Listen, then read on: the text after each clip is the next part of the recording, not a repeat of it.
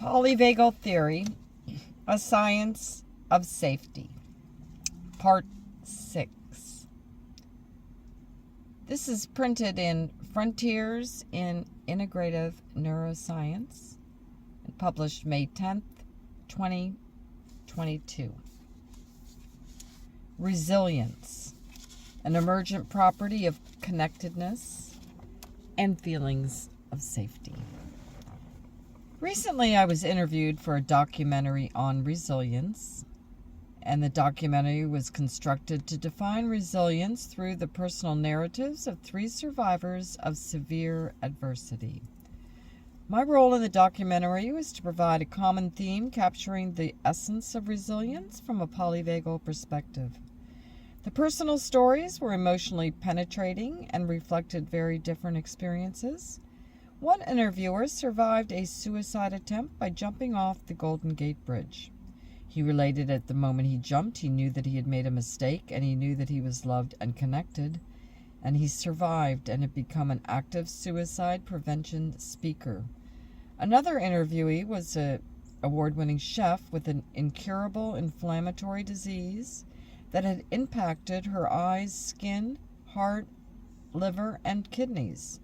During the pandemic, she continued to pay her staff and used the remaining food in her restaurant to feed those in need. The third interviewee was a 19-year-old college student who contracted flesh-eating bacteria. Twice during the initial treatments, his heart stopped and was needed to be resuscitated. The consequences of the infection was that both legs and his fingers were amputated.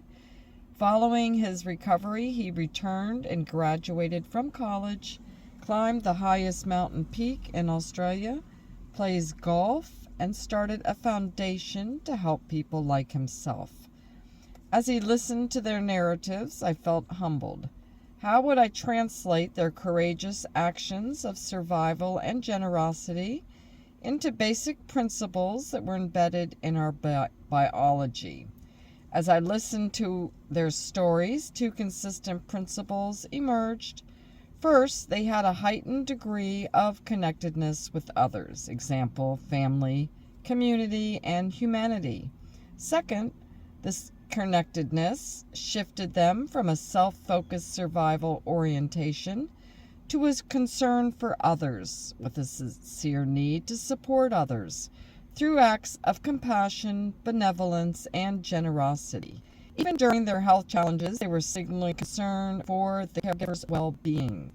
Consistent with the polyvagal perspective, their survival stories were narratives of individuals who had effectively fulfilled their biological imperative of connectedness.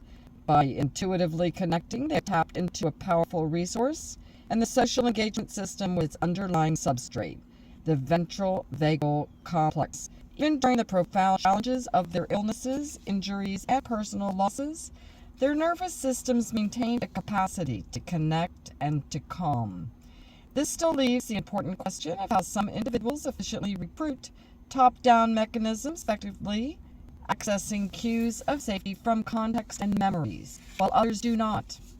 Polyvagal theory would propose that this access is mediated by autonomic state and the efficiency of top-down mechanisms in regulating autonomic state. Potentially, this might be indexed by the vagal efficiency metric.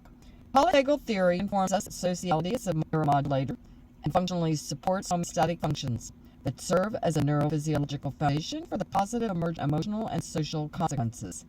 In this paper, several related processes have been associated with feelings of safety or threat. In a sense, we could say that polyvagal theory emphasizes that resilience reflects a physiological state which is sufficiently resilient to recover from disruptions, support feelings of safety, and connect with others via an active social engagement system.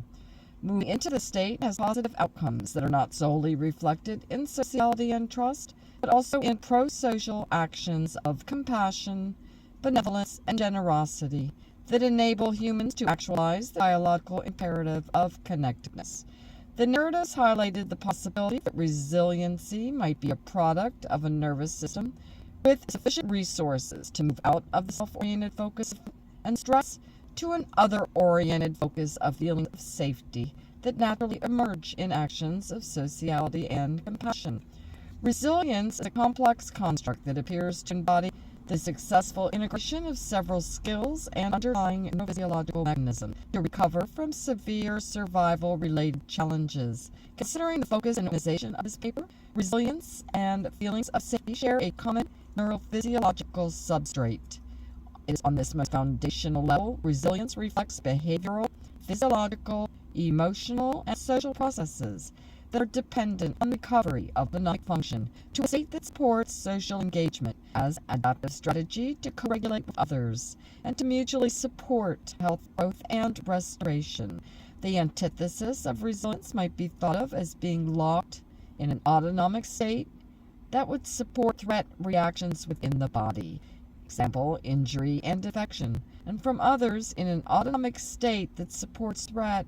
Even the foundational processes described in levels 1 and 2 would be compromised.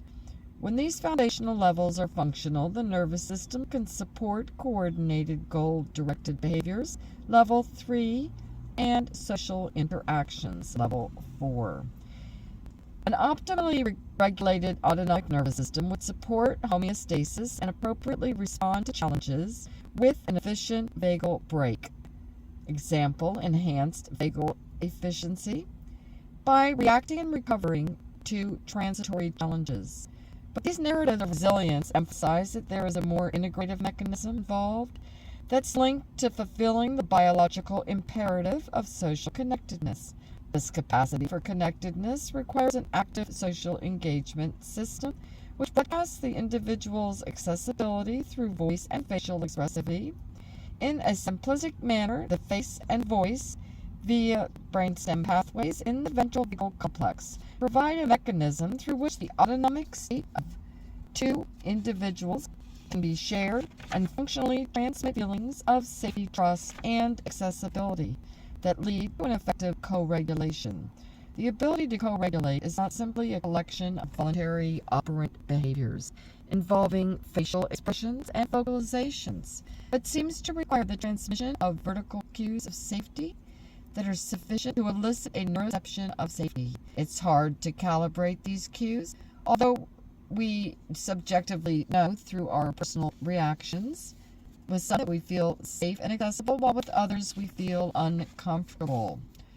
I have come to label people whose presence triggers a smile with feelings of accessibility and connection as super co-regulators. Perhaps resilience as a process reflects a successful biobehavioral navigation of the 4 levels described and could succinctly be summarized as the capacity to spontaneously foster feelings of safety in both self and other.